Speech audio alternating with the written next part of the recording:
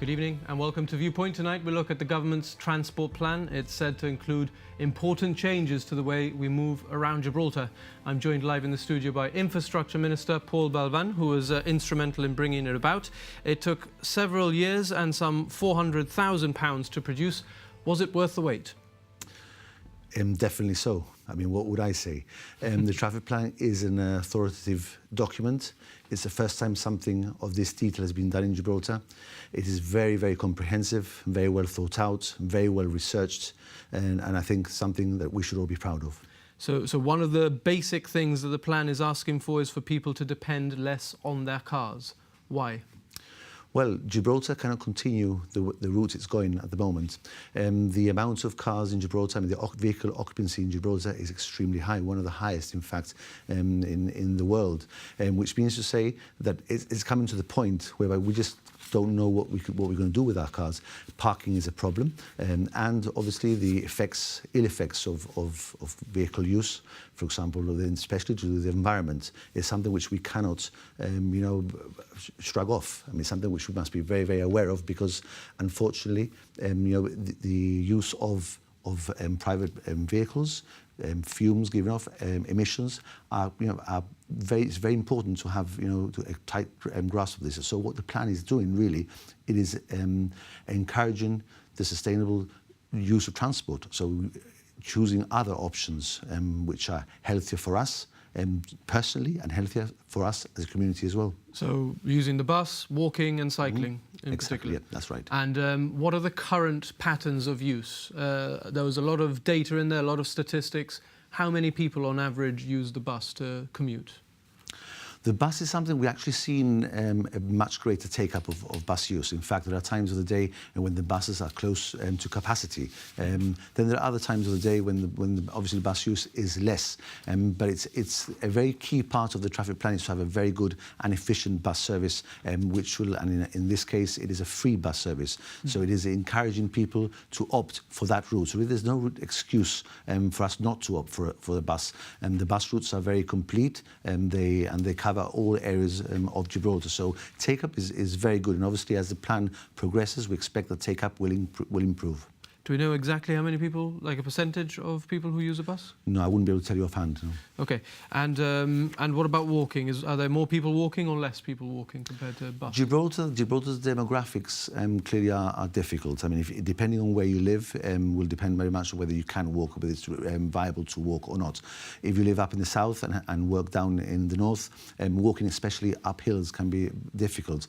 But the health aspects of walking are very well documented, and we do see more people walking as obviously as parking gets harder, and as people become more aware of the importance of finding other ways of travel, you find that walking as a mode of travel improves. It is important to have the right infrastructure for walking, the right conditions for walking. So have safe walking routes, routes that people feel comfortable when walking, and that is imperative as for part of the plan to find, make people comfortable to use and adopt other modes of transport. And cycling, the plan identifies various barriers to cycling, including safety. People who actually have tried going cycling, or even those who have thought about it, don't particularly feel safe on the road on the bicycle due to the narrow roads, the amount of traffic, and obviously the lack of cycle lanes. Once again, the demographics of Gibraltar dictates how people feel and how confident they are with cycling. Yes, Gibraltar's roads are narrow, and obviously there's a lot of traffic in certain times of the day. But I mean, I cycle to work daily, and it is a doable form of transport. I think it's something which we need to encourage people to do more of. Now, the government is, and the key part of one of the key parts of the plan is safety. Safety in terms of tackling the level of emissions and our health generally, and also safety for people who walk and people who cycle. So the plan does look at and will look at finding means by which people may be able to cycle comfortably and be able to feel confident that they're safe. Obviously, Gibraltar itself is not. We have one stretch of cycling throughout the whole of Gibraltar, and that's across a runway. Now we're going to be commissioning a study soon to see exactly where we can place cycling lanes safely, because it is quite easy to place cycle lanes, but it is at the expense of something else. It could be at the expense of parking, it could be at the expense of pavements. So it is very important that we know exactly where we can place these routes, and we have identified, as part of the Walls project, we have stated clearly that the intention is to provide a cycle route throughout the Walls, along the Walls. There are obviously a few obstacles along the way. We have the parish hall, which we have to deal with, but the intention is that with just you have to cycle along a very short periods of road just to get from one route to the other. But it is in theory possible to extend the cycle route from the north of Gibraltar, perhaps even up to Europa Point. Now, this is a good moment for me to bring in some of the views of the GSD opposition, who we did invite onto the programme, but their spokesperson on this matter is in the UK, and we didn't give him enough time to rearrange his plans. But we do have some comments from Trevor Hammond, the MP for the GSD opposition, who speaks on these matters, and he told us that the government has taken over 4 years to produce a transport survey which fails to set out a clear roadmap for the development and improvement of our transport infrastructure. It's not a strategic plan. It doesn't contain sufficient detail to constitute a strategic plan. And despite no fewer than 3 ministers associating themselves with the document, the government has failed to appreciate what it should have achieved. Trevor Hammond, MP of the GSD opposition, says the minister has not provided sufficient guidance in what was expected from this document, and so what we have ended up with in almost every respect is disappointing. An incredible comment to make from the gentleman. The plan, those that have managed to read the plan will realise it is extremely complex, extremely authoritative. The research behind it is incredible. There's a whole document, a whole volume strictly to do with statistics. It's been done by a very professional company. It's a world-renowned company, McDonald. And without wishing, obviously, we don't want to go and look back, as but unfortunately, it's something that we sometimes do have. If you look at the plan, which obviously was part of shown in GBC. These are just two of the documents of the plan. One is the main STCP. We have the implementation concepts. We have the research volume, and we have the appendices. Yes, but you yourself, in talking about cycling, are talking about now studying where cycle lanes can go. Surely that plan should have elicited that. No, we have decided where many of the bicycle lanes will go, and it is feasible, but we will develop it further. The plan, remember, the plan is a 10-year plan. The plan is not, the intention is that we won't roll everything out immediately. There are too many facets of this plan, and it would be very unfair and obviously foolish to think for one moment that the plan will roll everything out immedially. Coming back to the point that we made, obviously it's very clear, very easy to criticise and say, the plan. First and foremost, I hope that obviously the gentleman has read the full extent of the plan. But if he said he has. Yeah, I hope he has. If we compare, the plan presented by this government to the plan presented, previously, this is the plan from 2008 to 2010. This is, the GST's version of where we should go. I said, not wishing to go back, because obviously we tried to see, but we cannot. Sure, but that took 4 years and £400,000 to produce. Is it going to fix Gibraltar's transport problems? This will go very far in trying to fix Gibraltar's transport problems. It's something which we're all going to have to row in the same direction. This is not something which a government itself can do. We need the support of people. We need obviously people to form part of this plan. And the plan took the time it took because there was no way that we were going to reach something which was a half measure. We took the consideration and the views and the comments of people very seriously. This wasn't going to be the government of Gibraltar's plan. This was going to be our plan. Your plan, my plan, everyone's plan. So that took a long time. The research behind that and actually seeing what people thought should be the plan, because we live and breathe our streets daily, all of us. And that is why, so something... You consulted people on it, apart from the actual survey and scientific research done by McDonald? You also consulted local bodies? Yes, clearly. I don't know whether you recall, the moment we took office in 2011, it was just weeks after that I started having meetings in my office. So we called in tenants associations and we had the RGP, we had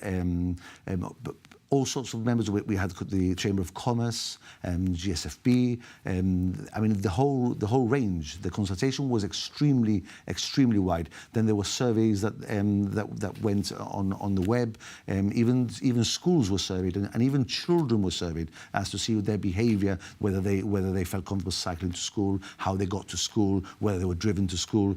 There's, as I said, one of the documents which is in fact thicker than the plan itself is statistics and the consultation. In fact, one of the appendices actually gives you a list of all the comments made by those that contributed. You'll recall probably when we launched the draft plan in 2015, where we had an email facility where we wanted people to comment. In fact, it was your comments at trafficplan.gi, and that was inviting people and encouraging people to contribute. So obviously, when people's contributions came through, that took time to collate, and that's it. So it is unfair to call this a government's plan. This is our plan. Okay, what does it tell us? Let's the main premise, if anybody is just tuning in, is that we need to use or depend on our cars less, and we need to seek alternative modes. Obviously, it goes into how you can encourage cycling, bus use, and let's start with the simplest of them, walking. For any able-bodied person, what are the main barriers to walking at the moment in Gibraltar? One of the biggest problems that we faced when we took office was that the crossings, many locations, weren't there. So one of our bones of contention was, you will recall, the Trafalgar interchange. There was no way of cutting across, and you will perhaps recall the amount of jaywalking that occurred from where the Ragged Staff car park was across the road towards the Piccadilly and Saluting Battery area. So that is something which we fixed. There was a traffic light system was placed there, and there was another one. You will also recall a zebra crossing that crossed from the Trafalgar Cemetery across to the other side of the road. That was another zebra crossing that we brought back. So sure, one of the I suppose the plan is looking forward, isn't it? So I mean, yes. Like today, what are the barriers to people walking? The barriers to people walking, once again, come back to crossing. They come back to feeling safe. They obviously sufficient segregation between cars, traffic, and persons. One thing that we can't do much about, which is also a barrier to walking, is the heat. I mean, Gibraltar's climate is something which often is a barrier to walking, and we will perhaps. I know that there will be a comment made later in one of the documentaries that I saw about it's a great scheme, but it's very warm, and this is something which is inevitable about Gibraltar. So there are many barriers to walking, but I mean, really, it's finding safe passage so that people can get to where they want quickly without having to go, via a very long route and safely. Okay, so what can you do to overcome those barriers? What can you do to improve and make it easier for people to walk? Well, we need to make sure that there's sufficient facilities provided to people to walk. We also look at perhaps the need to provide more shaded areas because of Gibraltar's heat. So it's having to find ample, well lit pavements to encourage us to walk in the evenings. So that there are many things that can be done, but as I said, one of the most important things that we need to focus upon is people need to feel safe, and people need to be able to get to where they want to get easily, and that is and safely, and that is the important. More traffic calming measures? Yes, well, it is a shame that if we drive diligently, which is the point of what we're trying to do, I mean, there are speed limits. Traffic calming measures really in society should not be necessary, because everything is in place. We have speed limit signs. We've even included the speed indicator signs. You're told, what speed you should be going at. You're told at what speed you're going at, and you're told to slow down. And now we have speed cameras. To even when you are speeding, then obviously there's that. It's just really there shouldn't be a need to tell people, remind people about that. But yes, in certain areas there may be it may be necessary to calm vehicles down. But again, it comes down, Jonathan, to safety again. people feeling safe, be it because the crossings are adequate enough. Another thing, another useful thing that has come as part of the plan are the countdown timers. You know, now crossing at a zebra crossing is much safer because you know exactly the time you've got left to cross, and you know exactly, the driver knows exactly when they'll be able to move off. What used to happen before. Could we see more of those? Yes, definitely. That was a pilot scheme. It's successful. It worked, and we will be. In fact, the new zebra crossing we placed at the dementia facility. Okay, that is another one which is designed for that purpose. So it actually tells you and it tells you what time you have to cross, and that is crucial. Before, what happened? You had the cars, you know, and pedestrians knowing and being in limbo for that while, and that isn't safe. Okay, so let's try and pin you down to some specific measures that the government is going to take. For somebody who's watching this interview at home and thinking, I would like to walk more, are you going to, well, give us one or two specific measures that you're going to take? More of those countdown crossings? Yes, we'll be increasing the amount of countdown crossings throughout Gibraltar. In fact, eventually we should replace them in most of the crossing. We will also be placing signs. We are actually working on a project which actually inform people at distances. So as people walk, you'll know that the city centre is 5 minutes away. So just like the signs that exist in other parts, in other cities in the world, I think, again, it's to do with education. If you know that certain place you're going to is only 3 minutes walk, then it may deter you from getting your car, having to lose your parking and having to find another parking. So we'll be looking at walking signs, together with looking, you know, at all other methods, crossings, countdown timers, and even looking at proper, ensuring that there's proper pathways. There's certain areas, for example, which is another part of the plan which will shortly be completed. In fact, you can see it almost ready. Governor Street, there's a pavement almost complete there now. That is another thing which will encourage walking. People used to leave their homes on Governor Street. People used to leave their businesses on Governor Street. And if you don't look where you're going, you have a risk of getting run over by a vehicle. So that is another thing. Then we have Governor's Lane as well, which is another of the parts of the plan which highlights the need for a better pedestrian facility on certain roads. Again, Gibraltar is a small place. It's quaint. The roads are narrow. But we will do everything we can do to try to make people feel safer. Okay, obviously, if anybody is watching this at home, you're more than welcome to join the conversation by emailing me to viewpoint@gbc.gi or use the GBC Viewpoint hashtag if you're on Twitter or Facebook. Okay, so we'll talk about cycling in a little while. We've talked about walking. Let's talk about buses for a short while. Obviously, you don't need to limit yourself to any singular mode when travelling to work. You can combine walking and using the bus, for example. This morning, our reporter Ros Astengo rode the bus with some very early morning commuters.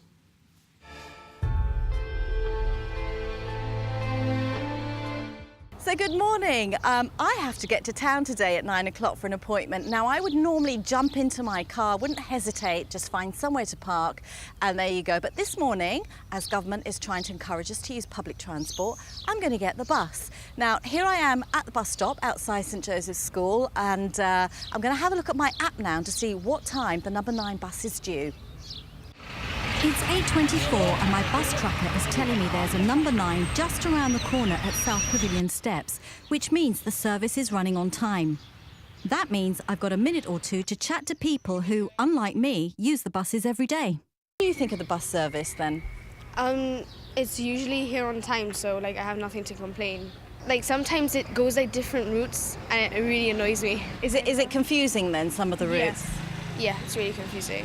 And what about when kids are going to school or when they're coming home, when there's lots of kids getting on the buses? Do you find it hard to find a place in a bus? Do you have to miss a bus? Sometimes you just have to stand and everyone's squished and it's really hot and everything. So The clock is just arriving, so Okay. it's good because there's a lot of people, going to work in the morning and the buses are completely full. I actually think they should do a special bus for the schools, for just a special one for that. It will be really, really good. It's really, really nice because there's hardly any people on there and it's not that loud and not like when you come on the half-past bus to school. It's normally loud because there's not a lot of children on there. OK, but what about going home at 3:30? Because then it gets really busy, doesn't it? What's the traffic like and what's the bus service like then? The traffic's quite bad, but you still get home around 4ish. Do you find it hard to get on the bus with so many kids? Yeah. What do you think of the service? To be honest, from before 2003, it was absolutely awful. From 2004, when the new buses came in, it's been absolutely brilliant. I have no complaints whatsoever, other than the fact that, obviously, with the children, there's not enough buses, so it makes it more difficult for people going to work in the mornings. Do you find generally you get to work on time with the heavy traffic, though? Yeah, it only takes 10 minutes, really, even when there's a big, long queue, especially when it's raining, when everybody else gets their car out. But other than that, yeah, I have no problem whatsoever in getting to work on time. I've planned my journey well and have about half an hour to make it to my appointment in town, and I don't have to worry about parking. Right, so I got on the bus and actually it's nice and empty. And I'm told, though, it's going to get quite busy because all the school kids are going to get on. So we'll see how we go on our way to Marketplace.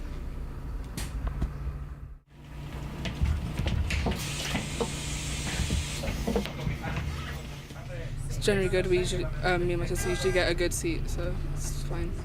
And you get to school on time? Yeah, we get there quite early usually. Usually around the same time every day. Any problems with the buses being delayed or late? Only if it's like bad weather or if the borders are closed and it's if there's a lot of traffic. Not really.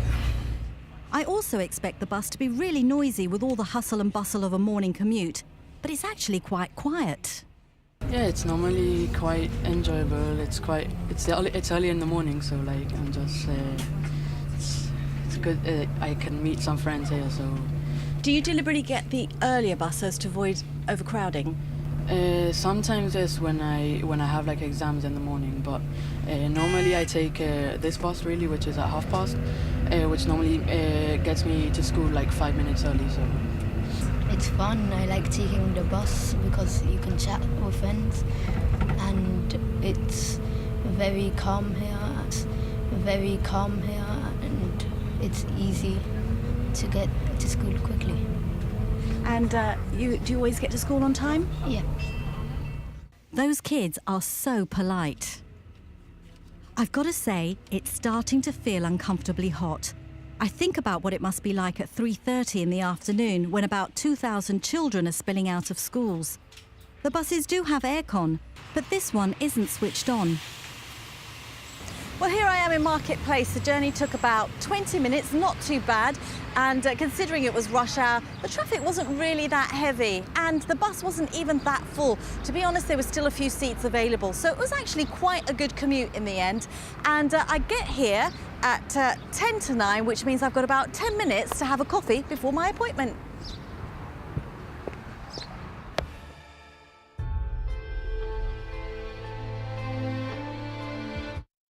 Rosa Stengo with that report for us. We're joined, if you've just joined us, by the Minister for Infrastructure, Paul Balban. A few comments there, not enough buses during peak times. Does that support what the report found? There are times of the day that you will find that there's a lot of take-up, especially before 9 in the morning. Rarely do people complain of being left behind, but it can happen. So it's something which we need to look at.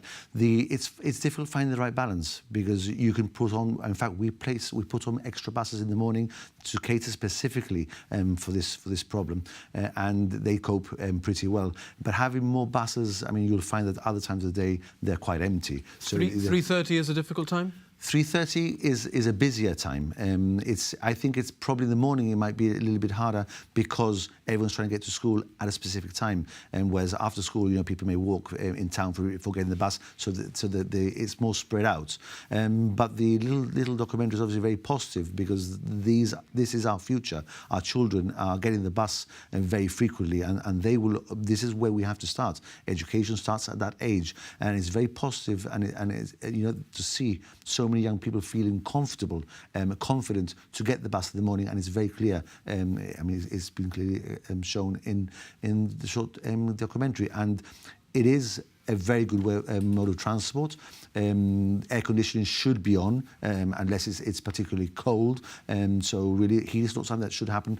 I don't know why that was the case, but it is Gibraltar. It is warm, and it does happen. As a bus user myself, I know that the app, the web-based app, is very helpful because you can plan to arrive at the bus stop, minutes before, shall we say, a bus is not just scheduled to arrive, but is in fact set to arrive, because you can see it progressing along the map.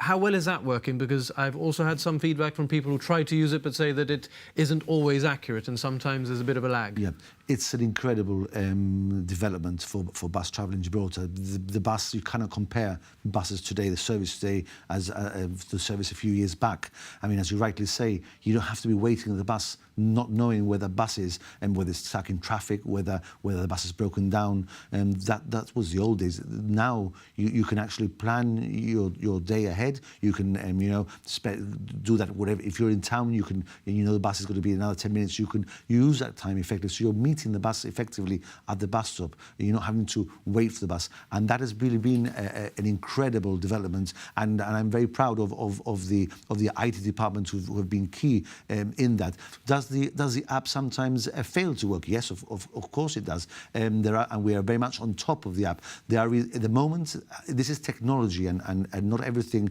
works as it should. The moment, for example, there is a diversion on routes, then obviously computers being what they are, the bus can disappear from the app, because it's like a train on a track. The app expects the bus to be on that track. If for whatever reason that track changes, and because of a road work, because of an accident, what have you, then there can be an issue with the app. Is it available on all routes now?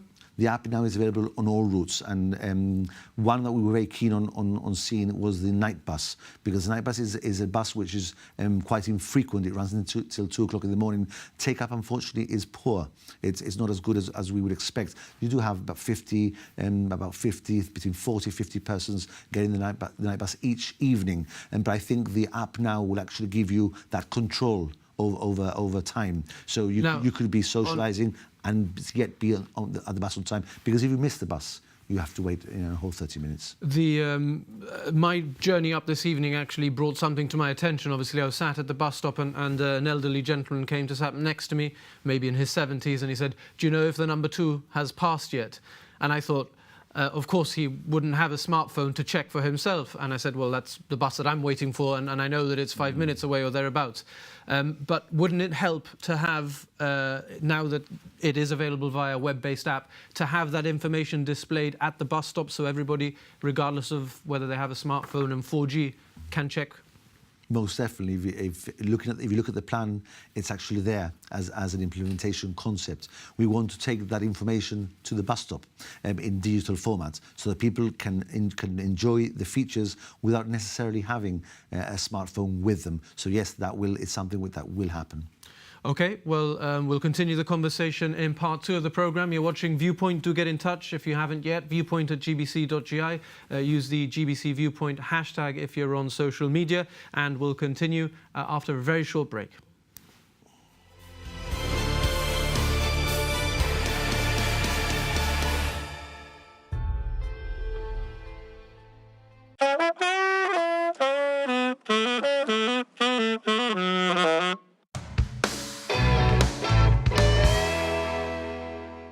Accuracy, reliability, consistency. You need all 3 when relying on the weather forecast.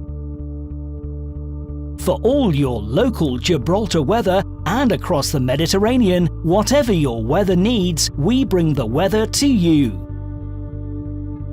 MeteoGib, Marine and Commercial Weather Consultancy, your very own personal weather forecaster.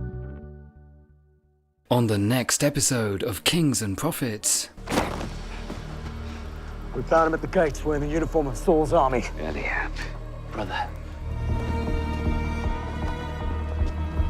Present! I bring you an army.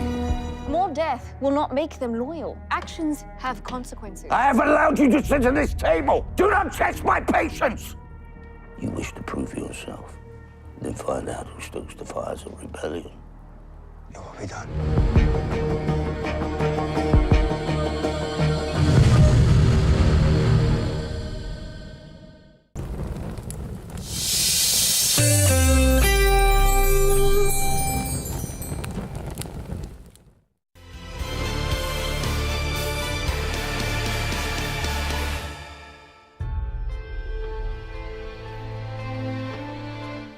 You're watching Viewpoint tonight. We're discussing the government's transport plan, and I'm joined in the studio by the Minister for Infrastructure and Planning, Paul Balban, whom we'll speak to in just a few moments. But first, our reporter Kevin Ruiz went down to Main Street earlier today for a flavour of how you travel around Gibraltar, how you move around Gibraltar, and what you think of it.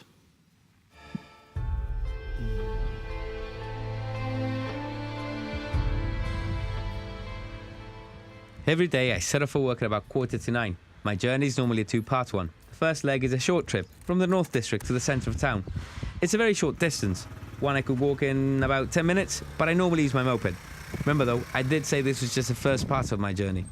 Despite finding Winston Churchill Avenue almost at a standstill most mornings, I get to town in mere minutes, as my moped allows me to bypass all the traffic that is almost at a halt. The difficult bit though comes after I get into town, finding a parking space. Even with a moped, it's hard to find a space even before 9 a.m. The change of hours for civil servants, which sees them start work as early as 8 or 8:30 in the morning, makes this even harder. Most days it can take me up to 10-15 minutes to locate a free space, and normally I find one that is being vacated by someone who has nipped into town on an early errand. I could walk into town, but once I finish my reporting in court, I need to travel back to Broadcasting House in the South District. Sometimes, due to the nature of my work, time is of the essence, and I need flexibility to come and go. According to statistics, a third of the business community in Gibraltar relies on a moped to get to work. If they're anything like me, they'll probably find it challenging to change their moped for any other form of transport.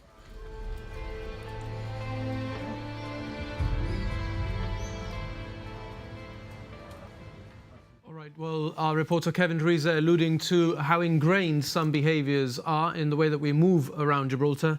This morning, although he is often in court for us, our reporter Kevin Ruiz actually spoke to you about how you move around Gibraltar.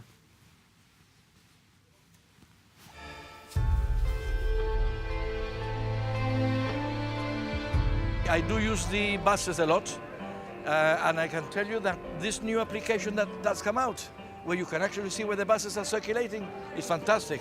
But I don't have any complaints about the bus system in Gibraltar, honestly. And with this application, at least you know how long you're going to wait till the next bus comes.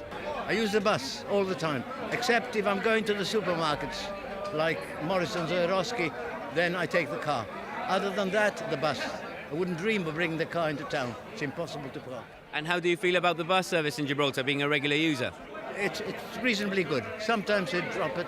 You've got to make allowances for the traffic in Gib. I normally walk or use my car. Basically walking, but when I have to use the car, it's a problem if you don't have a parking. So obviously parking is a big problem in Gibraltar, yes. Is there anything that you would change about transport and public transport traffic and the parking issues in Gibraltar? Well, I don't use public transport all that often. Parking remains a problem in Gibraltar. It always has. I doubt it will ever eliminate the complete problem. Of course, there could be improvements. Walking. I would tell people to walk more around the rock, not to be scared of walking. Provide more parking spaces for locals and for tourists, you know, make it easy for them and accessible to find. I would tax second cars really heavily to the point of making them unaffordable. 1 car per household, really. And if you've got a lot of money, fine, then, you know, pay 200-400% tax on a second car. And then that sorts out an awful lot of the problems. Hong Kong has done that, and it's worked for them. They've got very limited space. We've got a lot of people living in Gibraltar. We've got more than 1 car per household. We haven't got space for that. Is it in a catch-22 situation? Because obviously there are many cars in Gibraltar, but who can control that? The minister says, well, we're doing things. We're putting bicycles. You know, we got the buses, but people still use the cars. The only way is to curtail on the sale of cars. More free parking at the moment. That's all I have to say. I would have more dedicated cycle lanes, and I would have certain areas which would only be open to residents or public service vehicles. The government has just launched this week a new bicycle sharing initiative, Ready Bike. Is this a scheme that perhaps you might be using, or do you think there will be a take-up by the general public? No. There was another scheme before that. It didn't work. There were lots of problems with it. Bikes got lost, bikes were stolen over the border, and I think this one is the same. You know, personally, I think that Gibraltar is not prepared due to the streets to have, you know, bicycle lanes, the safety aspect of it. You're enticing people to use bicycles. What about helmets, safety helmets and things like that? People will go on the bikes without them. I mean, anything that increases and encourages people to make a bit of exercise is good. It improves mobility. It must be good. It's used in other cities in the world. I haven't been in. I've only been in Egypt for 2 years, so but I've heard that we've had similar schemes in the past and we've had problems with them. Hopefully, the problems have now been ironed out and this will work well. And look forward to it over there. See, and yeah, I'll probably use it at some stage. Why not? Definitely, I wouldn't. I would. I wouldn't. Why not? Personally, I think it's a great initiative. I think we should be encouraging people to cycle more often. The variety of benefits in that. Whether my family and I would use it more frequently, yeah, probably in the future, yes, absolutely. I think so. Just look at my belly, so I think I'll use it, yeah. I think it's a very good idea, yeah. And as a doctor, if I may ask, do you think we walk enough in Gibraltar? Maybe walking obviously being a healthy alternative? No, not at all. People just don't do enough walking around. I mean, people in Egypt seem to be fairly exercise conscious, but you know, it's too easy to get on the motorbike or too easy to get in the car to do the school run, or to go down to Main Street or to go down to Morrison's. I can understand that you've got to carry stuff back with you and you don't want to be pushing Morrison's trolley back. Pero mira. Get on your feet, get a good pair of sandals and walk everywhere. And he should know. The Minister for Infrastructure and Planning, Paul Balban, is in the Viewpoint studio with me tonight. Some questions there for you to answer. First of all, let's start off with one of the positive ones. If people do choose to walk and to cycle, obviously there are health benefits there for them to have, aren't they? Definitely. Obviously, my background, my professional background, I'm a dietitian by profession, and it's very important that people use sustainable forms of transport because they're also healthier. Walking is the health benefits of walking and cycling are well documented, and the risks of heart disease, high blood pressure, cholesterol, all these things will reduce. And I think as a population, obesity is something which is unfortunately increasing, and these initiatives will also help in that respect. One of the people we spoke to in town called for roads to be limited to use by residents and service vehicles only. Yes, there are options to be able to close roads for that purpose, and we will be looking at that. It's a fine line. I mean, it's very difficult. People want to get to their homes, especially to deliver their groceries, and there could be ways that this could be done. But again, this is yes, but residents and residents and public service vehicles will be able to access. We are looking at a number of possibilities in that respect too. Could you tell us where? Well, we will be looking at, for example, the Piazza area, whether it's possible to perhaps... We have a problem with the Piazza because that road actually leads onto Main Street. It's dissected by Main Street. And obviously, as you come up into City Mill Lane, it is quite a pinch point and quite a dangerous area. So we will be looking at ways to see whether we can reduce the amount of traffic flowing there, and that is one of the areas which we will be looking at. On that subject, bollards there to prevent or to make those roads, let me put that properly, bollards to make Main Street safer from any traffic, which we've seen, unfortunately, elsewhere, terrorist incidents where individuals have driven vehicles into crowded areas. Yeah. Purely, more than anything, it's security. And we have to be very aware of what is happening in the world today. It's no longer necessary, in theory, to carry an explosive with you. It's very simple to cause damage and cause loss of life by other methods. And we are looking at providing bollards for this particular purpose to try to keep people safe in that respect. That's something which we're very actively, in fact, we're working actively with the police on this matter. Taxation tends to be a rather useful tool to try and correct behaviours or to alter them. We had somebody there asking for you to consider taxing second, third, fourth, fifth cars heavily, and he said that it has worked in Hong Kong. Again, it's a fine line because Gibraltar is a small place. We have to look at our economy, and Gibraltar, you know, there's a lot of sales. We do sell a lot of cars as well. But this is about ownership, not sale. Well, this is about ownership, but you have to buy a car to be able to own one. Yes, but we export a lot of vehicles as well, don't we? Yes, we do. Yes, we do. But it is. I mean, we are looking, in fact, as part of the residential parking scheme itself, which has already been announced that we'll be progressing. There will be a fee for being part of the scheme, and the first car the second car will pay a larger fee for a residential permit. So there is an element of taxation for households with more than one vehicle. And in fact, they will double, the fees will double from £60 a year, mere £5 a month to be able to park in a residential area. And for second cars, it'd be 120, third cars, 240 and so forth. So there is an element of increasing taxation of sorts for multiple cars within a household. Does the plan say anything about reintroducing road tax? It doesn't. It doesn't talk about road tax. It mentions a road tax. It's again, all these things may need to be looked at. Whether in the future we decide to disincentivize vehicle ownership. I think initially we're looking at softer measures. Implementing road tax is a harder measure, which we may need to look at in the future. But at the moment, we want to encourage, by more passive methods, you know, encouraging people to use other forms of transport. Okay, so you're not considering increased taxation on fuel? Well, we are actually, there is I work with my colleague John Coltes, and we are looking at, in fact, we're still too soon to know exactly where we're going, but there are things that we will be considering the possibility, potentially, certain aspects, but nothing concrete as yet. Okay, and somebody else alluded to parkings for locals. You mentioned a residence scheme. I know that there are a lot of vehicles crossing the frontier into Gibraltar.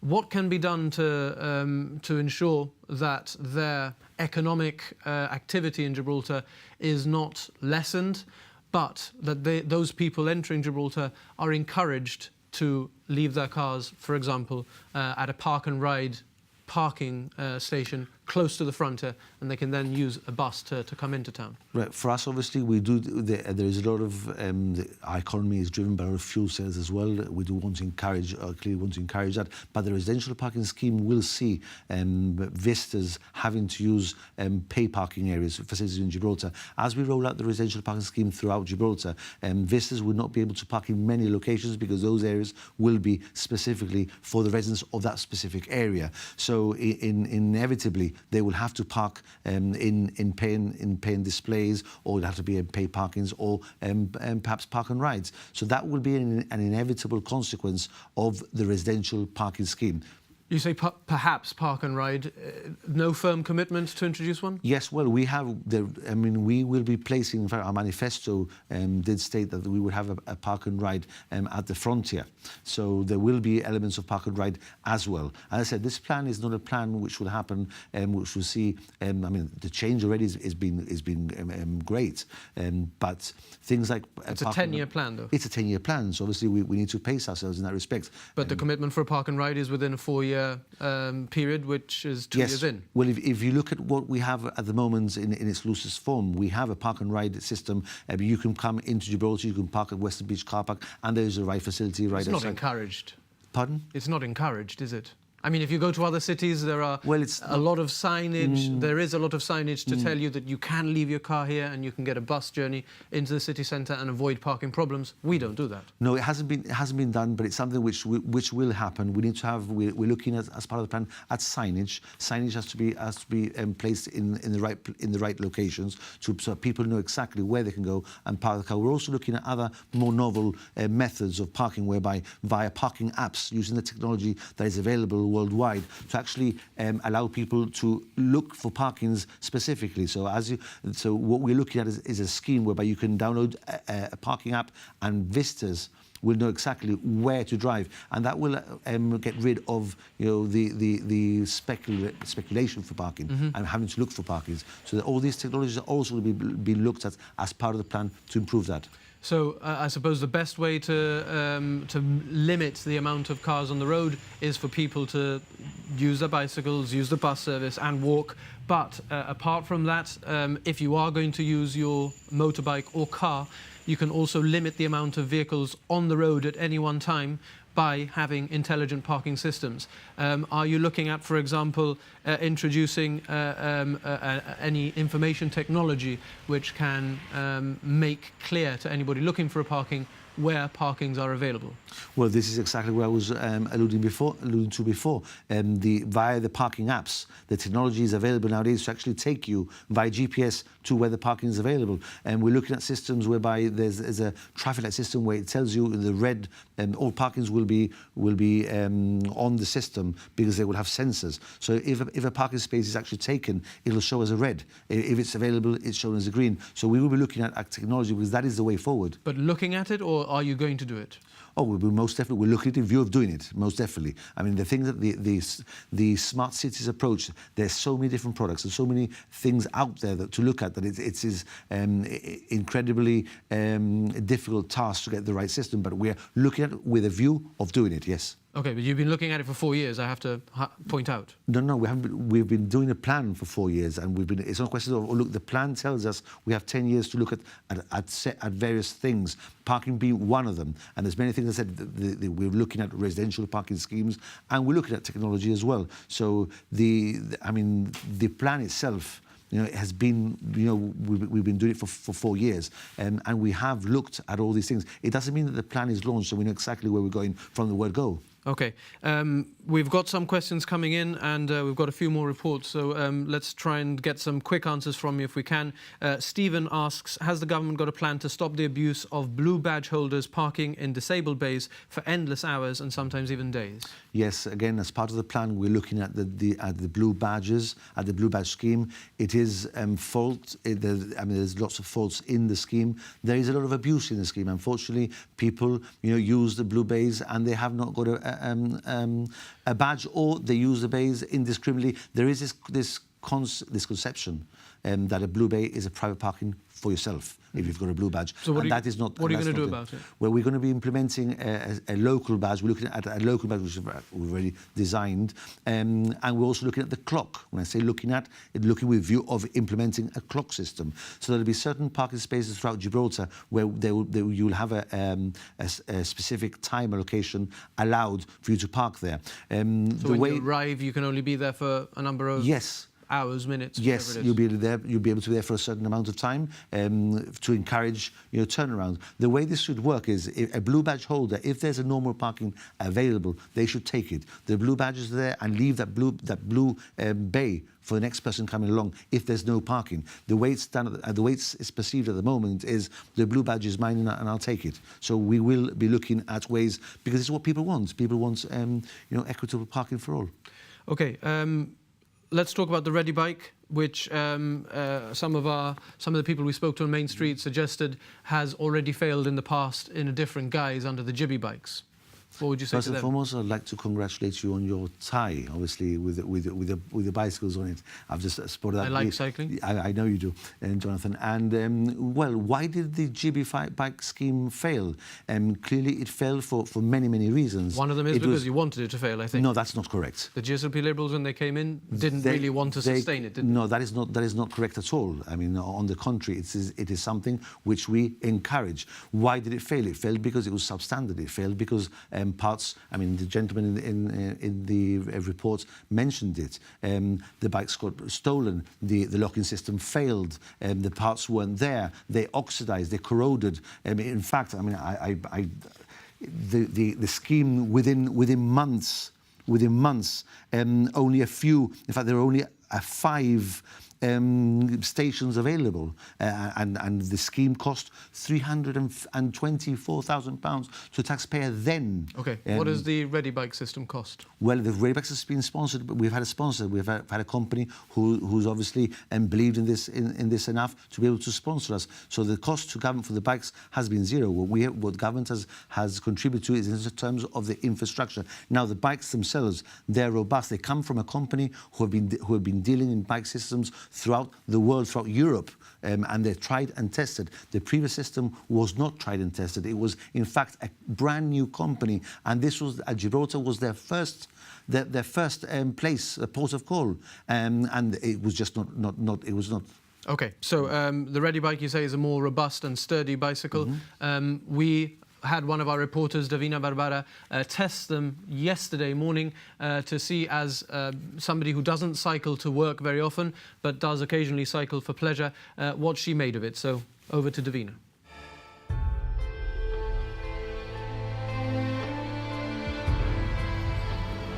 The Ready Bike scheme is aimed at encouraging commuters and others to take up cycling as a sustainable mode of transport. So how realistic an option is it for most people? As someone who enjoys cycling recreationally, I was keen to try it out. So far, so good. Easy to follow instructions to remove the bicycle from the dock. I've adjusted my seat and secured my bag to the front area. Although not compulsory here in Gibraltar to wear a bicycle helmet, I'd rather play it safe than sorry.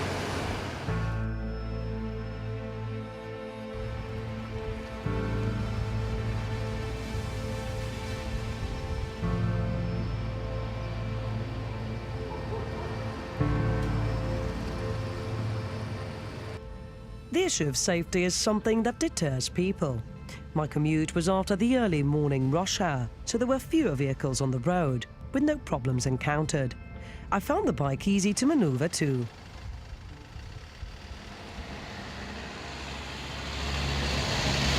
Initial thoughts? Well, the bikes are easy to handle with adjustable speeds. However, it's a little bit warm.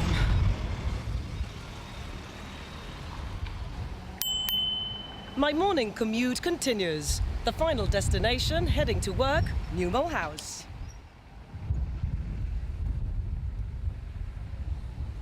For me, one of the main considerations would be that of clothing and footwear, wearing comfortable clothes that can double up for work.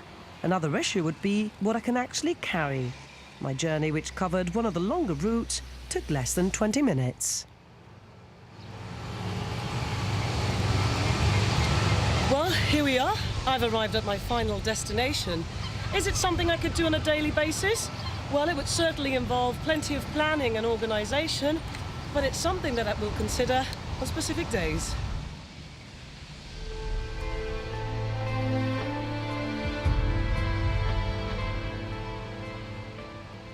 So the government's transport plan suggests that people don't feel wholly safe in Gibraltar when cycling, obviously, on Gibraltar's roads. This scheme is largely designed with commuters in mind, and specifically people who are coming from the frontier to Europort. Would that be fair? When it's as a first stage, it is designed for commuters in mind. That is why we have the 20-minute limit. We don't want, because obviously it's a first stage, and although there are 100 bicycles, I mean, if they're used in large numbers, I mean, they're not an immense amount of bicycles. So yes, it's to really to curtail the use of cars for the short commutes to work. That's what the first stage is all about. Okay, so 20 minutes. There's been some discussion about that being perhaps too short. Well, Davina has said she took one of the longer routes, and it did take her less than 20 minutes. But she travelled straight from A to B. Yes, well, you can. I mean, it's not. The cost of going over the 20-minute period is not huge. We're talking about 10p. So in fact, 10p for 5 minutes. So half an hour would be £2.20. That is the cost. But you can dock the station on the way if you want. Obviously, if the idea is we don't want people to keep hold of the bicycles for long periods of time. We want the bicycles to use for the commute A to B, and then left there for the next person to pick up. Okay, many thanks. If you're writing in using the GBC Viewpoint hashtag, or indeed to email, we're going to try and get through as many of them as possible. Humbert asks, when will we have a full comprehensive road surfacing programme? The roads are in a bad state for cyclists and motorcyclists. Well, the government of Gibraltar embarks on a road resurfacing campaign. It has done a lot of roads already as we speak. It's not fair to say that roads are all in a bad state. We do recognise that there's a need for resurfacing in some roads, and as part of the annual maintenance scheme, we have seen many roads being resurfaced. As we go along, obviously we can't resurface all the roads at the same time, but generally speaking, there are. It very much depends on what you term cycling. I mean, I've heard comments of people who say Gibraltar is not great for the sports cycling when the tyres are not and the potholes make the bicycles veer. But there are a lot of potholes in Gibraltar. There are in certain areas, but I mean, for example, the Sandal was one, and we've recently done that. So the government is fixing roads as we speak, and we will be doing Rosia Road later on this year. We've done Cumberland Road this year. So every year there is an element of resurfacing, and roads will last once they're resurfaced. So we are actually looking at roads and tackling the worst roads. We did Flatbaston Road last year, for example. So the worst roads have been given priority, but it was obviously impossible to conceive that we will be having all our roads resurfaced for clean. But we have to start somewhere, and that's what we've done. Okay, I think you covered this in part one, but very quickly, Frank is asking, are cycle lanes planned? Yes, they are. We have said already that cycle plans are part of the plan, and we will be looking at using the walls, as I mentioned earlier, and looking at other areas. But the intention is that there hopefully will be a cycle lane which will run from the frontier all the way to Europa Point. When I say hopefully, it's because there are areas that we need to tackle specifically where there are pinch points that we need to sort out. Okay, we're getting quite a few specific questions, and obviously I've tried to choose on the hoof some of the more general ones, but this is a specific one. At the bottom of Hospital Hill, at the junction with Governor Street, Michael says that stretch of road is in a deplorable state. Any road resurfacing plans for there?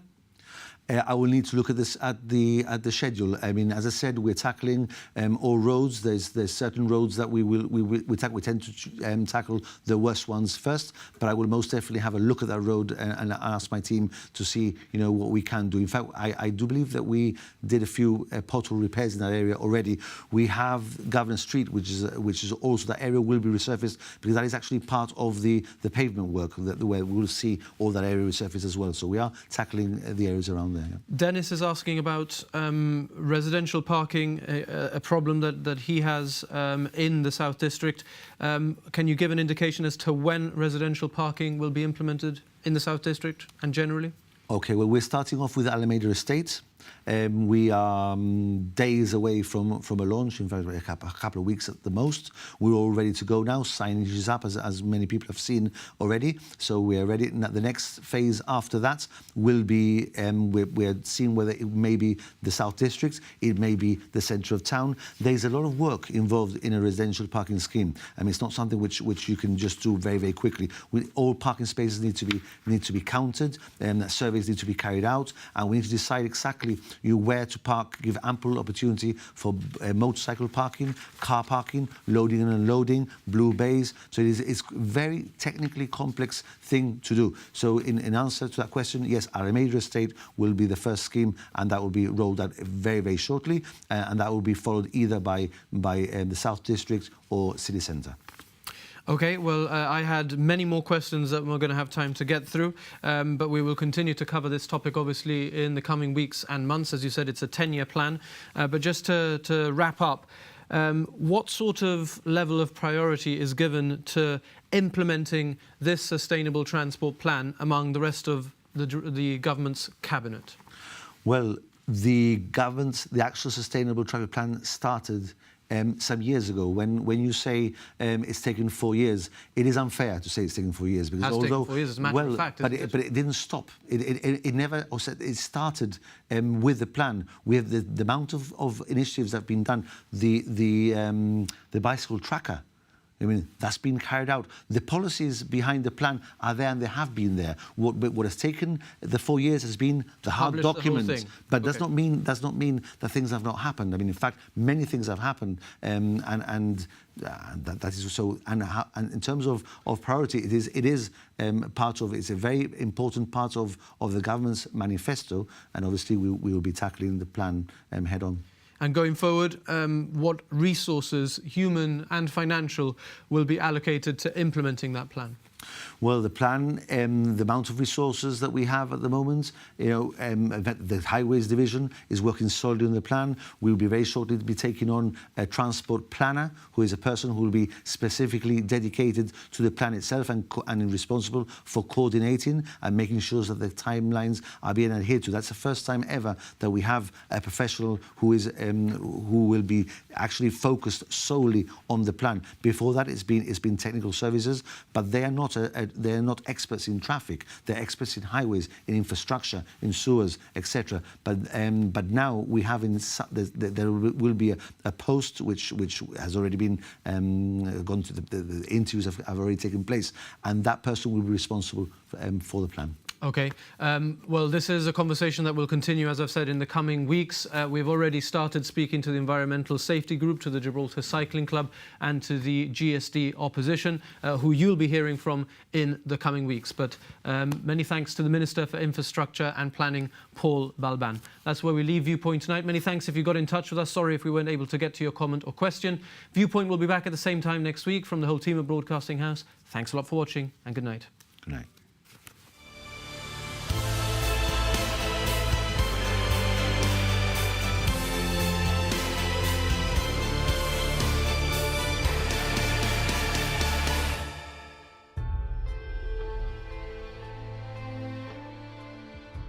You are the reason